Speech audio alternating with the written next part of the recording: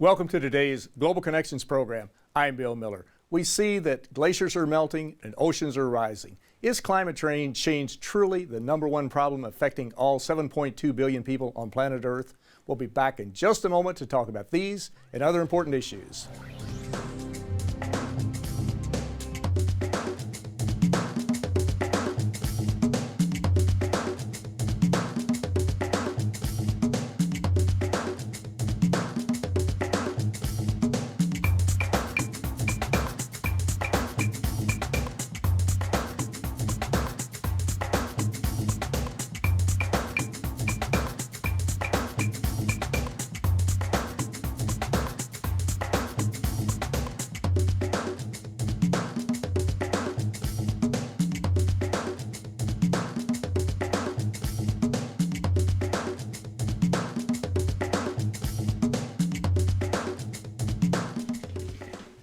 Welcome back to our program. Today we're taking a look at climate change. It seems every day we pick up the newspapers and read more and more about more violent storms, more frequent storms, and weather conditions that are changing our weather patterns around the world. My guest today is going to bring us up to date on this very important topic. My guest today is Mr. Nosh Nalavala. Mr. Nosh Nalavala worked for the United Nations Office of the High Representative for the Least Developed Countries, and he spearheaded an aggressive awareness campaign for an increase of official development assistance and debt relief through media advocacy. In January 2005, Mr. Nalavala organized and conducted successful media events for the International Conference of Small Island Developing States, sponsored by the United Nations in Mauritius. Mr. Nalavala, who is the International Bureau Chief, launched Media Global News in 2006. Nosh Nalavala, welcome to today's Global Connections program. Bill, thank you very much for inviting me. I appreciate you being with me. We're going to get into climate change in just a moment, but briefly tell us about your organization, Media Global News. Why did you start it? What did you want to do with it?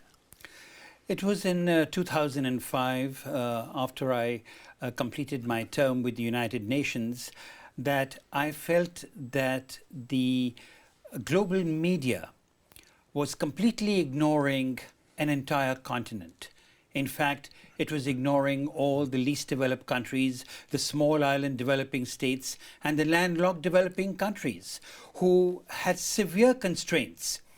So with a great deal of passion and also a considerable compassion, we initiated what was known as Media Global News to create awareness in the global media on issues of poverty, disease, hunger, and more importantly, the impact of climate change on developing countries. Exactly. And you're also doing a lot of other things too. One, you have a magazine called The Commitment, and you've been publishing that for several years. You do it in English and in French. Tell us a little bit about that and the post-2015 development agenda that you focused on. Yes, The Commitment is a magazine that we edit and publish for the United Nations Office of the High Representative for Least Developed Countries, Small Island Developing States, and Landlocked Developing Countries.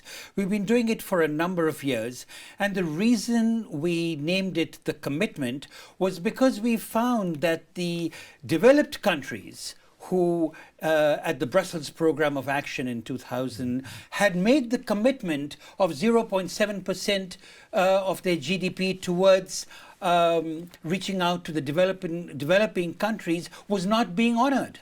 So this magazine was a way to create, to nudge the developed countries into fulfilling their commitment that they had made at this conference.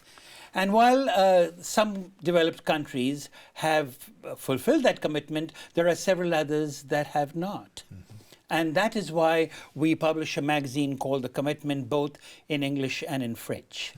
And it's a very interesting magazine, and if our viewers would like, they can go on your website to mediaglobal.org, www.mediaglobal.org, and read it and get more information about the items we're touching upon today. That's right. And of course, we're talking about 0.7%, 0.7%.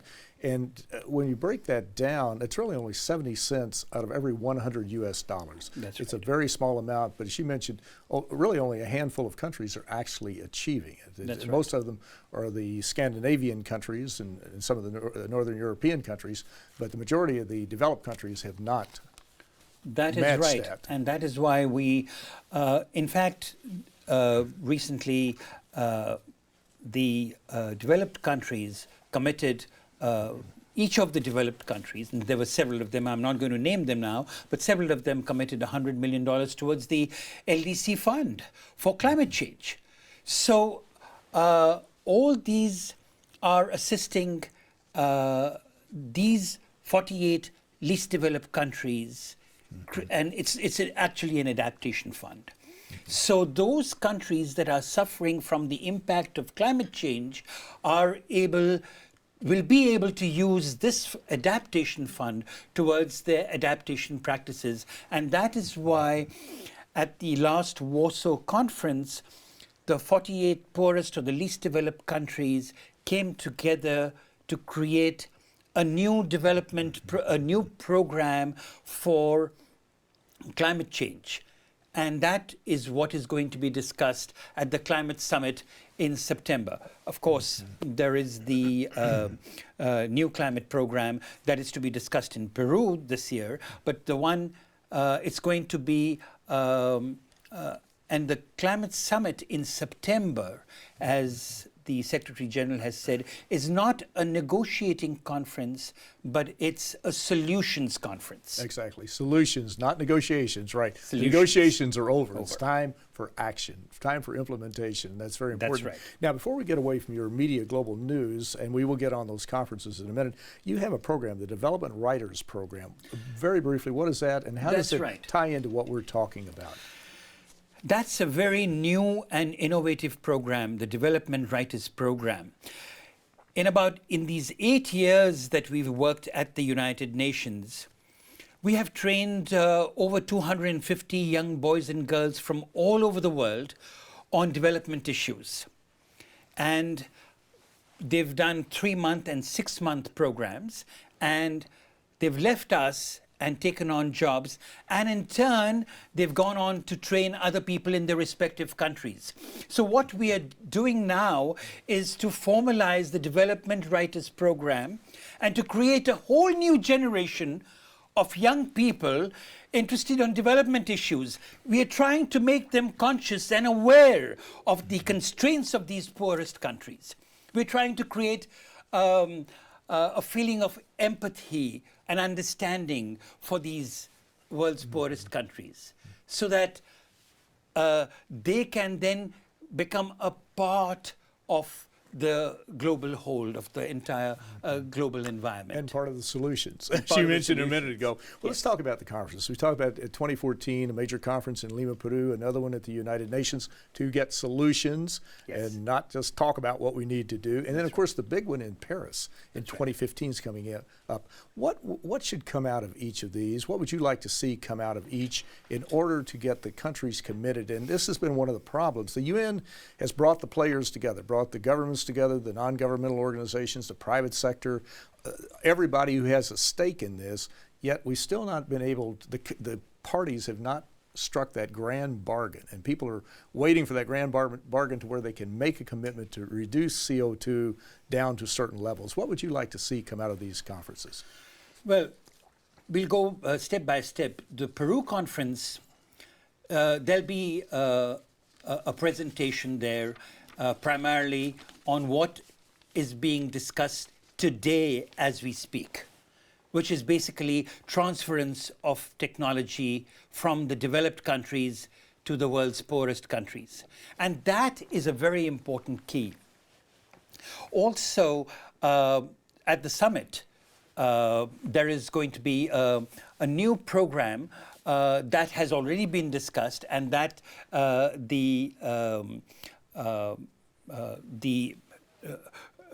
United Nations climate change negotiations are going on for a new roadmap that is to be discussed at the climate summit. But when we come to the Paris summit in 2015, what I'd like to see, and I hope that happens, is nailing a low carbon economy. 2 degrees centigrade, that our emissions cannot go above 2 degrees centigrade.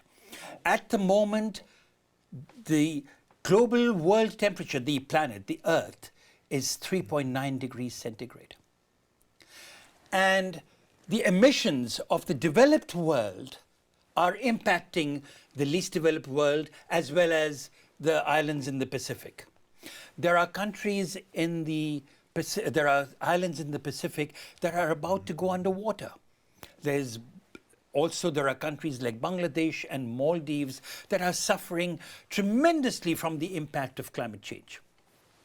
And I'd like to bring up one very important point, and that would be of environmental refugees. Because what happens is that when we talk about, say, the Millennium Development Goals, and we say that poverty is halved by 2015, everything gets back to its original scenario. That means the countries that have emerged out of poverty are going back into poverty because of environmental refugees. So what is happening now, say for example, you have, I'm not going to name any islands, but if there are islands that are going underwater and are taking refuge in, say, New Zealand or Australia, and there are some islands, Kiribati and Vanuatu and so forth, are in a very precarious situation. What is lost, and that the world doesn't seem to understand or realize that their culture is lost. The civilization that the islands have created, the culture that these islands have created, are lost because they are moving on to a new habitat that is being created for them.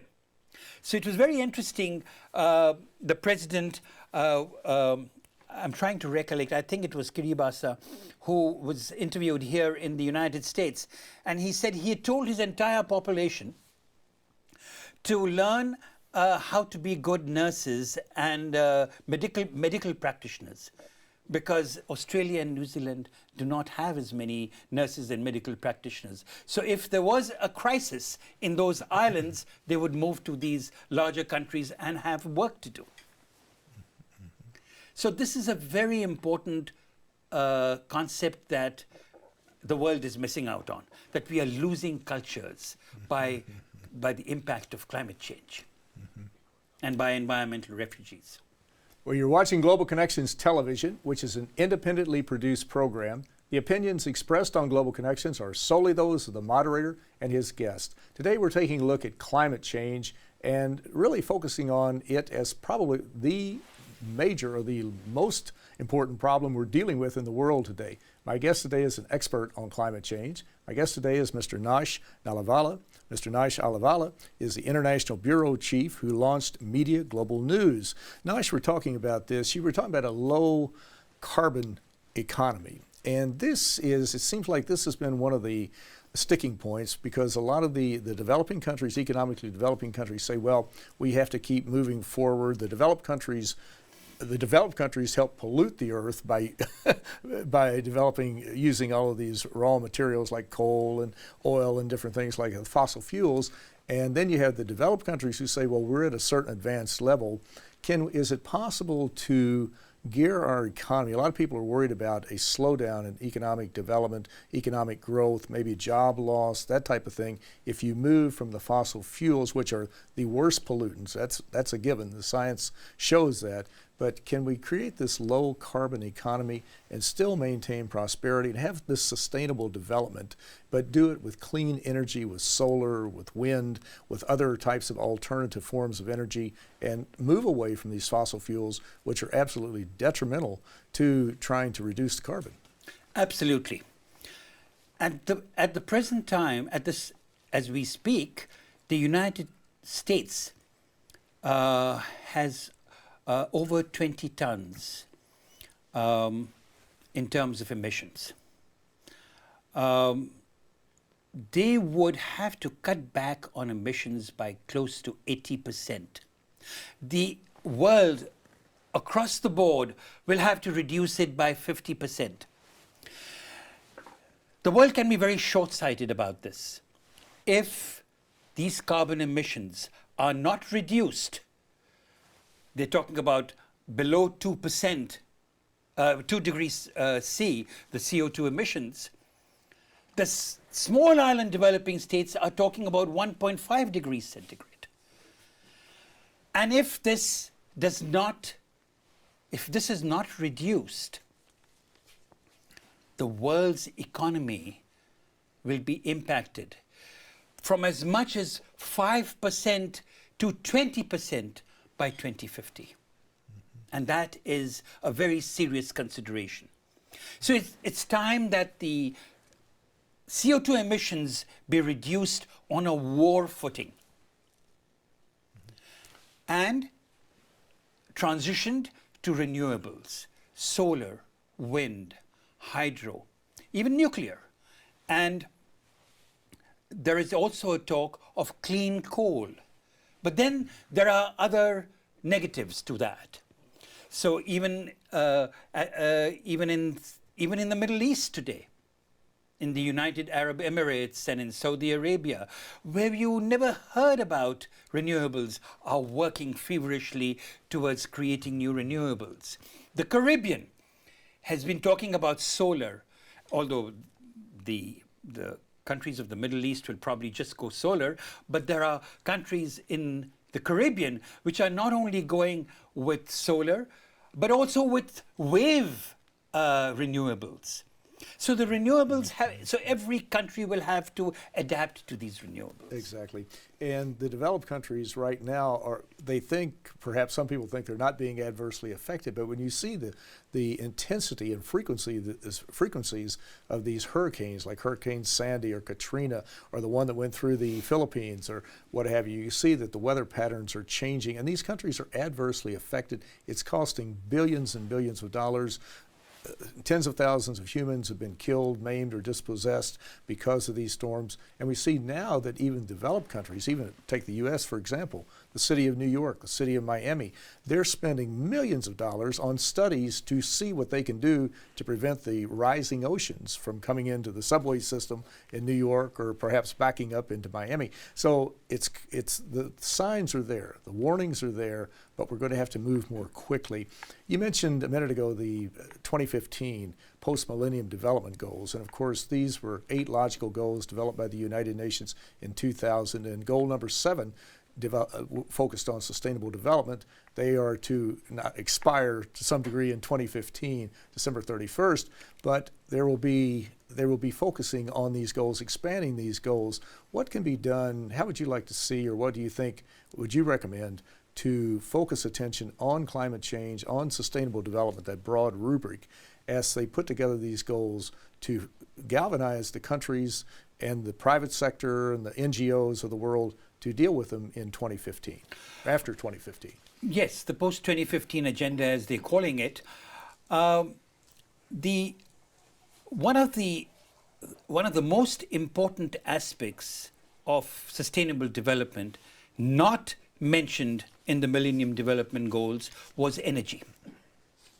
So alternative energy sources will have to be created in order to make a success of the post-2015 development agenda. And how will that happen? Because now at this point of time, it's not whether climate change has impacted this planet or has impacted this earth. The question that is to be asked is, how can we limit its devastation? How can we limit its destructive impact? By adaptation. But adaptation is also expensive. So we need to bring in businesses, we need to bring in civil society, we need to bring in governments and countries. And that is one aspect that is being discussed, which will also be discussed at the Climate Summit this September. Now, you have many partners, and there are many groups focusing on this. Of course, the United Nations has been a key player. Secretary General Ban Ki-moon made climate change as one of his top, well, probably top 2 or 3 priorities. But you also are involved in signing a climate change media commitment with the United Nations. What exactly is that commitment, and how would it work? Yes, we are. What our feeling was at Media Global is that the global media is not very conscious of the constraints of the world's poorest countries or the impact of climate change on developing countries. So we produced 7 ways to eradicate poverty and how the global media can help. And I'll quickly run over it. What we would like the media companies is to create a corporate priority to making alleviation of poverty, disease, and hunger in their reporting, featuring stories and devoting prime space in their articles and editorials, focusing on issues of poverty, disease, and hunger, and providing current coverage. The most important factor we find is that the stories that emerge out of constraints of countries in Africa particularly are the undercurrent is prejudice or old biases. We want the media to get rid of this bias, get rid of this prejudice, and write stories which are positive. Look at the positive aspect of what is going on in these countries. As we talked about the Development Writers Program, what we are doing is inviting journalists to train them in a 12-week program at the United Nations on these constraints, and particularly the impact of climate change on developing countries. We are also asking media companies to create films, documentaries, multimedia programs. And what we would ideally like is that stories that appear in various different magazines, newspapers, television programs, that they be allowed to be republished without a fee. And that's what we are asking media companies. And that is what our climate change media commitment is all about. And of course, the Intergovernmental Panel on Climate Change has released 5 reports up to this point. And the last one indicated that they felt that a large part of the CO2 or the climate change in this country or in the world has been created by humans primarily. And of course, they have some recommendations in there. But there are like 96-97% of all scientists out there believe that climate change is happening. Now, they're all not in agreement on how fast it's moving or what some of the ill effects will be, but they still say it is happening, it's a problem, we need to deal with it. As part of the bias that when you read these articles, you read an article in almost any publication, and they give the climate change deniers the same amount of time almost as the 97% of the scientists who believe that climate change is happening. Is this part of that bias? It is a part of that bias. But more so, I would term it as apathy. And till it hits our doorstep, that consciousness will not come. And it did hit our doorstep with Sandy, and therefore it became people became more conscious of it. So it's the same principle that till it hits you home, you don't become conscious of it. Yes, day before yesterday, they had an all-nighter on climate change in the Senate among the Democrats and Republicans, and the deniers talked about coal and oil and gas, but these are the ones that create this. These are the various different things that create emissions. So it's not a question of how it's going to hit us. But when is it going to hit us with such a tremendous force that it'll send countries reeling, literally? So this kind of consciousness has to come. This lack of ignorance is going to pay, the world is going to pay heavily for it. So as as the Secretary of State said, that climate change is the biggest weapon of mass destruction. It certainly is, and it's affecting everybody. No one can avoid climate change. It's impacting every country in the world.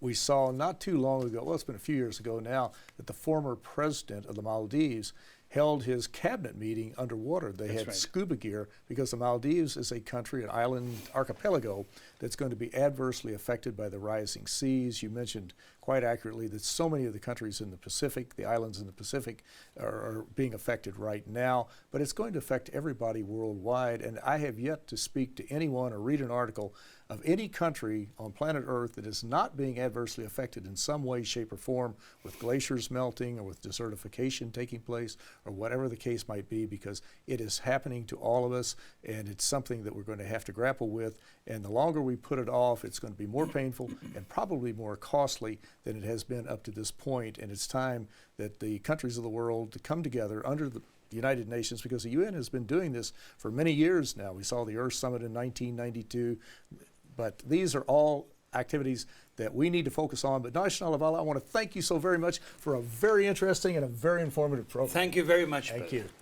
I'm Bill Miller. Thank you for joining us on today's Global Connections program.